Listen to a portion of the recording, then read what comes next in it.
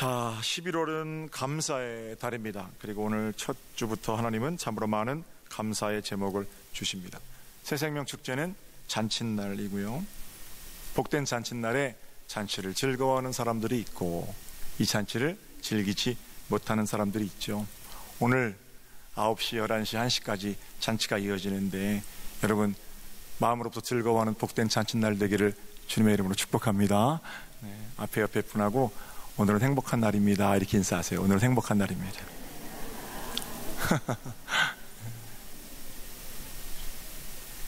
매년 진행되는 행사지만 올해는 좀 특별합니다. 그렇게도 변한다고 하면서 연기되던 우리 송탄 지역의 아주 급격한 변화 때문입니다. 30년 전에 8살에 저도 소정리로 이사 왔습니다. 40년 정도 살았는데요. 40년 됐네요 벌써. 이런 변화는 처음입니다. 불과 작년까지만 해도 소정리는 8시 정도 되면요 깜깜한 동네였습니다. 저 여기 살아서 제가 잘 알아요. 8시가 넘어서 우리 애들이 아빠 뭐 먹을 거 사주세요 그러면 이 지역에서는 살 수가 없었습니다.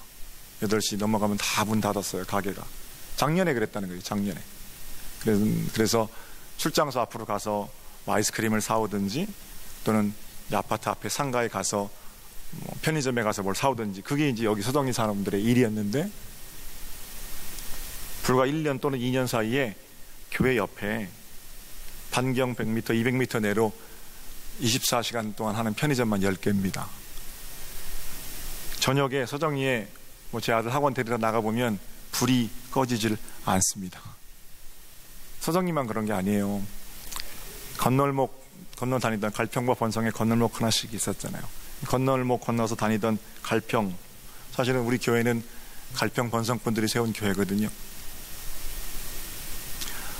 정말로 푸른 녹지가 저 갈평 땅에 펼쳐져 있었는데 지금은 어떻습니까? 그냥 개발되는 게 아니고 마을 자체가 없어졌습니다.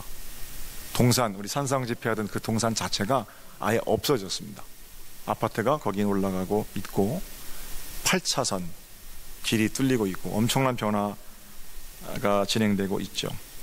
참 좋습니다.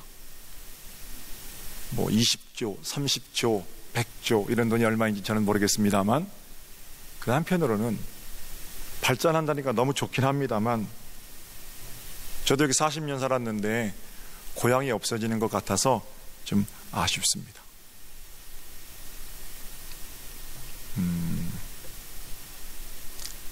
개구리 메뚜기 잡으러 다녔거든요. 이 점촌으로. 장관사님은 저랑 같이 다녔습니다. 그때. 지금은 거기는 흙 밟을 수 없는 땅이 될 정도로 그건 오래전에 개발된 겁니다만 교회도 그렇죠. 지금은 아주 좋은 시설에 또 완벽한 냉난방에 음향시설까지 영상까지 잘 갖추고 있습니다만 점점 더 세련되어져 갈 겁니다만 한편으로는 여러 가지가 불편했던 옛 교회의 낭만이 그립다는 겁니다. 지금처럼 이렇게 찬바람 불기 시작하면은요 저희 교회 청년들은 지금 장로되신 분들이신데 관리 집사님 도와서 난로 설치했습니다. 난로 연통 다 그렇게 까맣게 대가 난로 설치하면 사찰 집사님이 그 난로에다 아무거나 떼면 안 되잖아요. 근데 우리는 문화개범 연습하러 오고 성탄 축하 연습하러 와서 뗄 게 많지 않으니까 종이 같은 거 막 넣고 불을 붙이고 뗀단 말이에요. 그러면 집사님이 오셔가지고 그러지 말라고 다 혼내고 뽑아내시는 거예요. 그리고 또 뽑아내고 돌아가시면 또 다시 와서 그 불 떼고 그럼 쌀입이 들고 와서 쫓아오고 도망가고 제가 목사 아들이었거든요. 목사 아들이 그러니까 얼마나 어이가 없으셨겠어요. 마침내 우리가 그렇게 추워서 기다리고 있으면 선생님이 이제 오셔가지고 정식으로 선생님은 불을 붙일 수 있는 자격이 있는 분이시잖아요.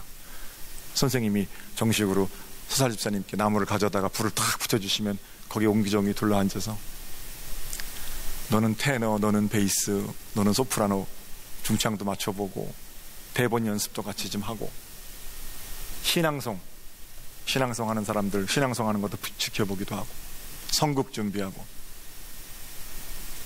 그립습니다. 그래서 세련됨이 좋기는 하지만 추억이 사라지는 것 같아서 서운하다라는 말씀을 드리는 겁니다. 사랑하는 성도 여러분, 변하는 건 기정사실이죠. 거부할 수 없습니다.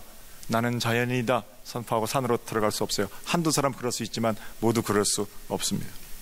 고향은 변할 거고 점점 더 그 변화의 속도는 가속화될 겁니다. 그렇다고 해서 여러분과 제가 가지고 있는 마음의 고향을 잃어서는 안 될 거다라고 생각합니다. 아버지의 품, 어머니의 품과 같은 서정리, 저 같으면은 여기 제 젊은 시절에 또 어린 시절의 추억들도 다 있는데 그렇게 저를 키워주었던 어떤 생명의 자궁 같은 우리 교회, 저는 고향을 잃어버리고 사는 수많은 현대인들이 우리 교회에 와서 그런 따뜻한 엄마의 품을 좀 느꼈으면 좋겠습니다. 수많은 사람들이 새생명 축제에 돌아와서 아버지의 따뜻한 기다리심을 만났으면 좋겠습니다. 하나님께서 우리 교회를 이 시대에 정말로 외로워 힘들어하는 자들에게 그렇게 생명의 품으로 허락하신 줄로 믿습니다. 오늘 이 아침에도 여러분 다 같이 그리스도 안에서 마음으로부터의 참 평강, 아버지의 품 느끼는 그런 따뜻한 예배가 되었으면 좋겠습니다. 이런 차원에서 새생명 축제의 또 다른 이름은 고향 찾아주기입니다. 실향민들에게 고향 찾아주기. 복된 고향, 아버지의 품에 오신 분들을 진심으로 환영합니다. 우리 교회는 고향 같은 교회, 주일 예배는 고향에서 벌어지는 잔칫날입니다. 다시 한번 옆에 분하고 잔치에 오신 것을 환영합니다. 이렇게 인사하십시오. 잔치에 오신 것.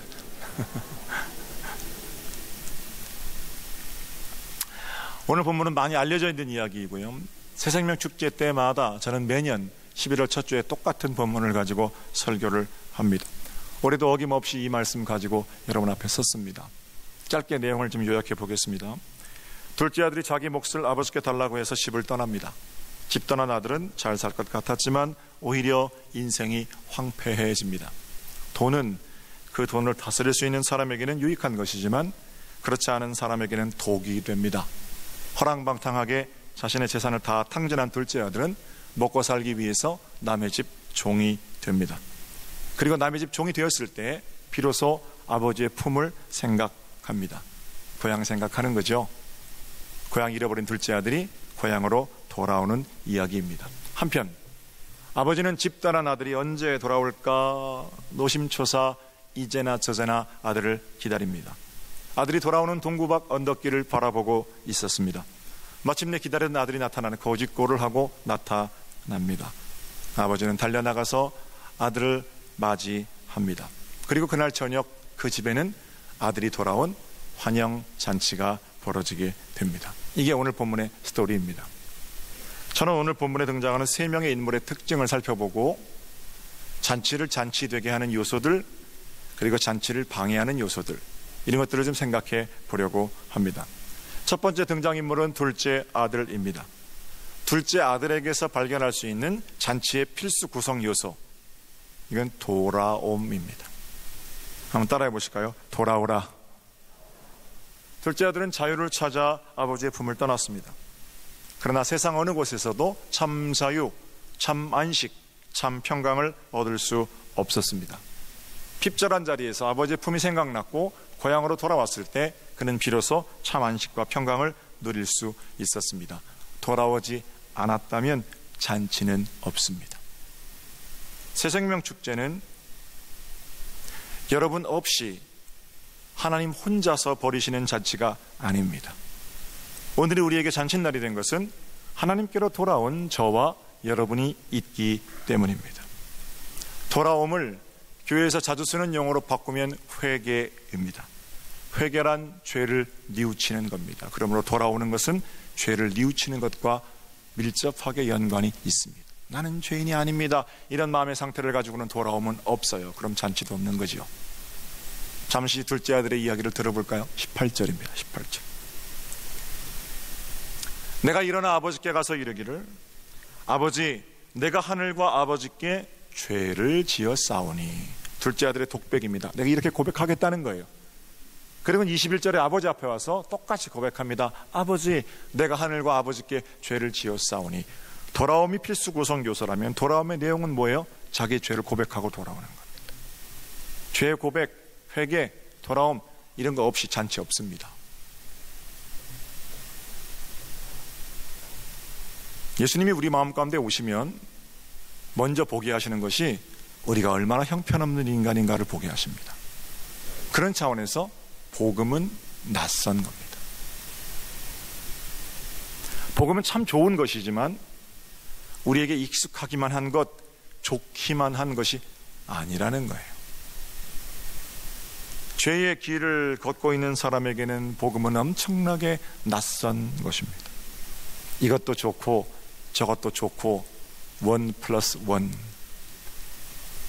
복음을 만나면 건강도 얻고 돈도 무조건 다 플러스만 하는 게 아니라는 거예요. 복음은 먼저 우리 가운데 오셔서 우리가 얼마나 죄인이었는가를 깨닫게 하십니다. 죄의 마지막은 죽음이죠. 죽음으로 달려가는 유한한 인생임을 보게 하시는 거예요. 물론 우리는 예수님 없이는 아무것도 할 수 없어요. 그저 죽음으로 끝날 인생이에요. 그게 거기서 끝나는 게 아니라 예수 그리스도와 함께 이 죄와 죽음을 넘어설 수 있음도 가르쳐 주십니다. 그러니까 기쁨이지요. 그런데 먼저 발견하게 하시는 것은 복음이 우리 가운데 들어와서 우리는 결국 죽을 수밖에 없는 죄인이라는 것을 보게 하신다는 겁니다. 둘째 아들이 돌아올 수 있었던 것은 내가 하늘과 아버지께 죄를 지었사오니 자기의 죄가 깨달아졌기 때문에 아버지의 집으로 돌아선 겁니다.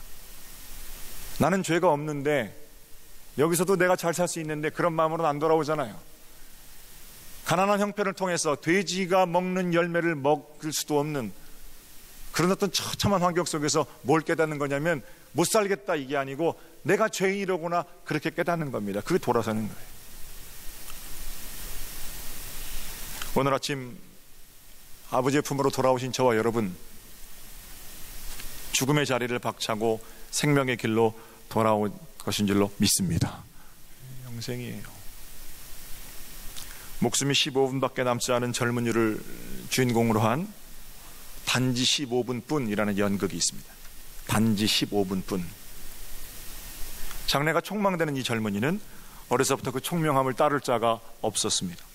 20대 박사과정 다 마쳤고 이제 학위 받을 날짜만 기다리고 있었습니다. 아름다운 여인과의 결혼을 앞두고 있었어요. 그런데 집이 가난해서 상대편 여자 쪽에서 아주 쟁쟁한 집안이거든요. 허락을 안 해주는 거예요. 그 기다리고 있었습니다.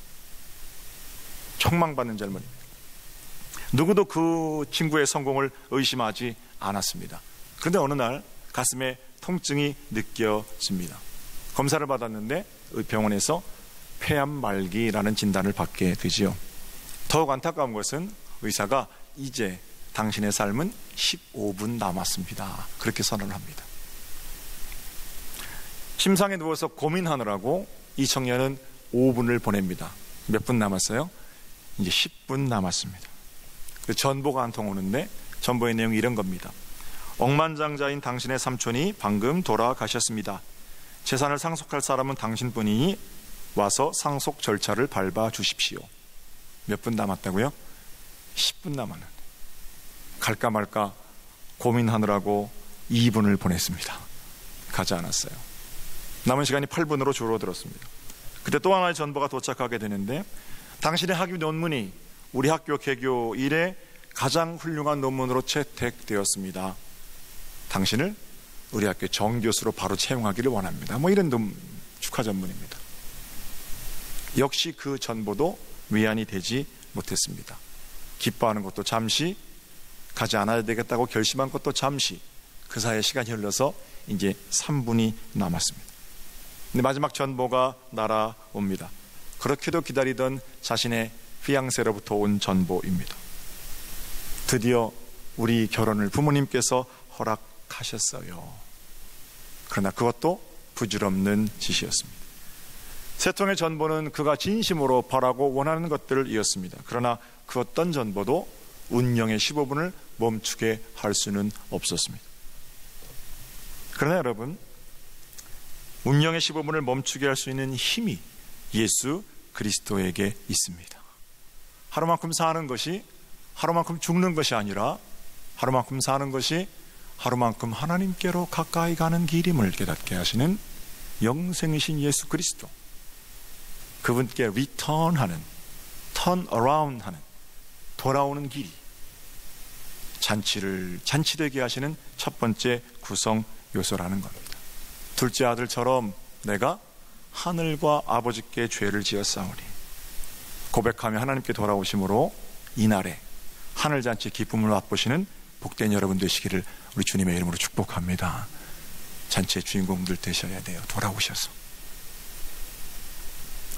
두 번째 등장인물은 아버지입니다. 아들을 통해서 발견할 수 있는 잔치의 요소가 돌아섬이라면 아버지를 통해 발견할 수 있는 잔치의 요소는 기다림입니다. 아버지의 기다림이 있기에 복된 잔치가 되었습니다. 복된 자리에 돌아오긴 했는데 만약에 아버지께서 문을 걸어 잠그고 나는 그런 버릇없는 아들 없다, 넌 내 아들 아니다 했더라면 잔치는 요운한 거죠.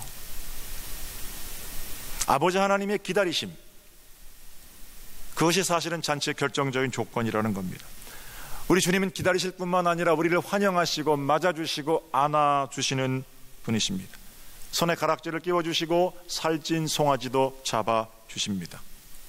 인과응보의 법칙을 따랐다면 이건 가당치 않은 일이죠. 죄가 얼마나 깊은데요. 내쳐야 맞지요. 그러나 아버지를 주관하고 있는 법칙은 인과응보의 법칙이 아니라 은혜의 법칙입니다. 자격 없는 자에게 주시는 하나님의 은혜. 아버지는 아들을 강제하지 않습니다. 좀 강해 보이지만 원래 아버지는 그렇게 강한 분이 아니었습니다. 오히려 자신의 눈물을 감추느라고 그렇게 강한 척 했던 건지도 모르죠. 둘째가 집을 나가겠다는 거예요. 아버지, 내게 돌아올 유산을 주세요. 이렇게 아버지께 당돌하게 말합니다. 아버지가 살아계신데 돌아가시고 나서 내게 올 몫을 달라는 거는 뭐예요? 지금 아버지 살아있지만 살은 걸로 안 치겠다는 거예요. 여러분 뭐라고 대답하시겠습니까? 제 아들이 저한테 와서 아버지, 제게 주실 거 있지요? 그거 좀 주시지요. 그럼 전 이렇게 대답할 것 같아요. 내가 지금 죽었냐 임마? 살아있는 아버지한테 죽은 셈 치고 유산 달라는 거잖아요. 주면 안 됩니다. 제가 이런 설교를 하면은 더 꼬투리를 잡아갖고 어떤 사람들은 하여튼 제가 자식에게 유산 주지 말라고 설교 의도가 있잖아요. 설교하는 의도가. 그렇게 설교를 베이베 꽈서 하면 어떡해요. 전화를 하셔가지고 어떤 분은 그렇게 의도가 있는 분이 아니고 왜 내가 우리 아버지가 나한테 유산 줘야 되는데 목사가 설교를 그런 설교를 해가지고 늙은 아버지 돈도 못 주게 하냐고 또 그런 사람도 있어요. 어쨌든 설교가 그래도 들리긴 하니까 다행인 것 같아요. 도리가 그렇다는 거예요. 자식이 살아있는데 돈 달라고 그러면 마땅히 혼을 내서 맞는 거잖아요. 아버지 어머니 있는 거 재산 다 긁어다가 나 사업하게 돈 좀 주세요. 그 주면 안 된다고 말씀드리는 거거든요. 그런데 그거 안 주는 아버지 어디 있습니까? 어찌된 일인지 아버지는 둘째 아들의 몫을 순순히 내어줍니다. 그거 가지고 나가서 분명히 인생 험악해질 텐데 그거 가지고 얘가 성공 못하거든요. 그거 알면서도 내어주는 겁니다. 그게 아버지입니다. 아들이 돌아옵니다. 남 같았으면 그 아들 쳐다보지도 않지요. 받은 대로 갚아주는 게 인지상정이고 나는 힘이 있는데 내가 받은 모욕보다 더 크게 돌려주는 게 그게 사람들의 방법이지요. 슬피 울며 이를 갈미 있으리라, 이 정도 보복은 할 겁니다. 그런데 그게 누구예요? 그게 아들이에요. 아버지는 돌아온 아들에게 싫은 소리 한마디 하지 않습니다. 왜 할 말이 없겠습니까? 그러나 인과응보의 법칙이 아니라 아버지는 이미 은혜의 법칙으로 살고 있습니다. 억울하고 원통한 것보다 자식을 향한 사랑이 더 큽니다. 그래서 그냥 안아주는 거예요. 사람 변하는 게 호통치고 따져서 변하는 게 아니고 사랑으로 품어줄 때 변한다는 거 아버지는 알고 있기 때문입니다. 좁은 문을 썼던 앙드레 지드는 탕자 돌아오다 라는 단편을 쓰는데 그게 원고지 한 100매 정도 됩니다. 아주 짧은 소설입니다. 누가복음 15장을 바탕으로 인간이 자유를 찾아 떠나는 모습 이런 것들을 그 소설에서 상상력을 통해서 작가는 그려냅니다. 기독교로부터 많은 공격을 받았어요. 그런데 작가의 상상력이 오히려 이야기를 더 풍성하게 하는 그런 측면도 있습니다. 그 소설에 보면 아버지가 둘째 아들에게, 이 성경에는 잔소리 하나도 안 하는데 그 소설에는 잔소리 아주 심하게 합니다. 그 소설 내용이에요. 둘째 아들에게 너 집 왜 나갔니? 그러거든요. 둘째 아들이 대답하기를 아버지 저 답답했어요. 아버지가 다시 묻습니다. 그럼 너 왜 돌아오니? 답답한 집으로. 아들이 아버지 배가 고팠어요. 그래요. 그러니까 이제 아버지가 그래, 네가 원하는 자유는 배고프면 돌아오는 그런 자유냐? 막 이러면서 또 호통을 막 치거든요. 앙드레지드 소설 내용입니다. 그런 대화가 이어지다가 아들이 아주 중요한 말 한마디 합니다. 아버지, 나는 광야 한가운데에서 아버지가 더 보고 싶었어요. 그래요. 아버지가 그 말을 듣고 대답할 때 이렇게 대답해요. 아들아, 네가 광야 어디서든 나를 찾았다면 나는 그리도 달려갔을 거야. 성경에 있는 얘기 아닙니다. 예, 앙드레지드가 썼던 그 탕자 돌아오다에 나오는 이야기입니다. 광야 한가운데에서 아버지가 더 보고 싶었어요. 죄를 깨닫고 돌아온 아들, 너 네가 어디 있든지 아버지는 그리로 갔을 거다. 참 독특한 상상력이죠. 어쨌든 아버지는 자식을 기다리고 있었고 자식보다 더 큰 사랑으로 자식을 품고 있었다는 사실입니다. 강제하지 않고 기다렸다는 게 이 중요합니다. 우리 하나님 아버지는 우리를 강제하지 않으십니다. 우리가 죄의 길로 갈 때 우리의 목을 비틀어서 교회를 바라보도록 돌려놓지 않으신다는 거예요.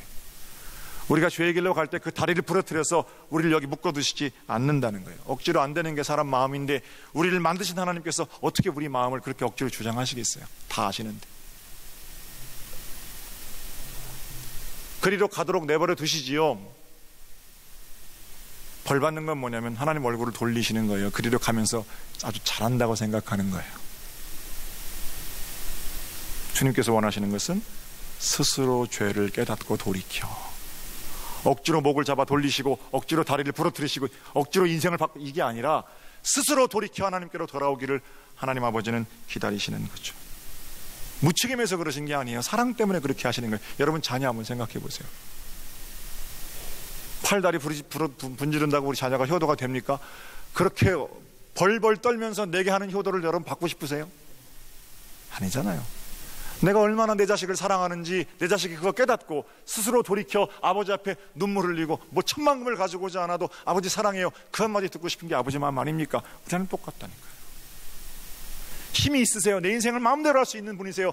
그럼에도 불구하고 내 인생을 마음대로 강제하지 않으시는 것은 내가 스스로 죄의 길에서 돌이켜 하나님께로 돌아오기를 바라는 하나님 아버지의 마음, 기다림, 그 있다라는 겁니다. 그게 잔치의 결정적인 요소입니다.